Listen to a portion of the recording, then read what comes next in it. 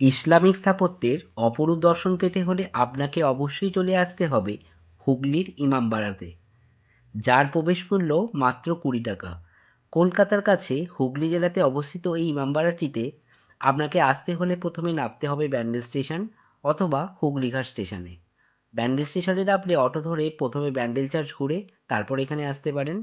আর ব্যান্ডেল নৈহাটি লাইনের হুগলিঘাট স্টেশনে নামলে একেবারে পায়ে হাঁটা দূরত্বে এটি অবস্থিত।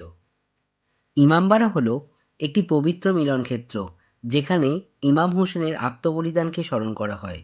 এই অপরূপ স্থাপত্যটি তৈরি হয়েছিল 1861 সালে। দীর্ঘ 20 বছর সময় লেগেছিল এটি তৈরি করতে।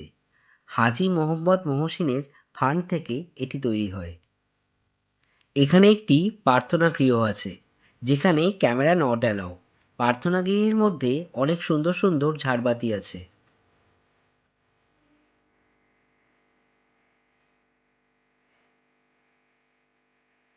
এই সাদা গম্বুজ দুটির মাঝখানে একটি ঘড়ি আছে।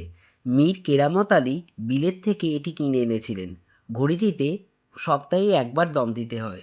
দম দেওয়ার জন্য যে চাবিটি আছে সেটির ওজন 20 কেজি।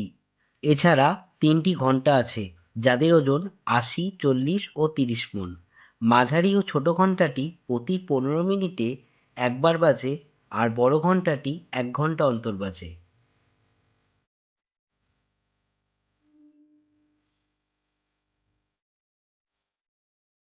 এবার আমরা চলে যাব ইমামবাড়ার একেবারে পিছনের দিকে। পিছনের দরজা দিয়ে বেরোলেই আপনারা দেখতে পাবেন গঙ্গা। এখানে কিছু খাবারেরও দোকান আছে। খিদে পেলে আপনারা এখান থেকে খেয়েও নিতে পারেন।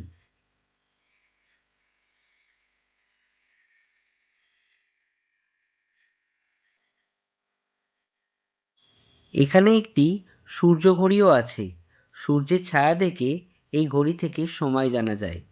শীতকালে একদিনের ছুটিতে আপনার ইচ্ছা হলে এখানে ঘুরে আসতেই পারেন। আর দেখুন, গঙ্গার ঘাটের কাছে অনেক নৌকাও রাখা আছে। মন চাইলে গঙ্গার বুকে একটু ঘুরেও আসতে পারেন। আমার ভিডিও যদি ভালো লাগে অবশ্যই চ্যানেলটা সাবস্ক্রাইব করবেন। সঙ্গে পাশে থাকা বেল আইকনটি অবশ্যই প্রেস করবেন। আর ভিডিওটি কেমন হয়েছে লাইক কমেন্ট করে অবশ্যই জানান।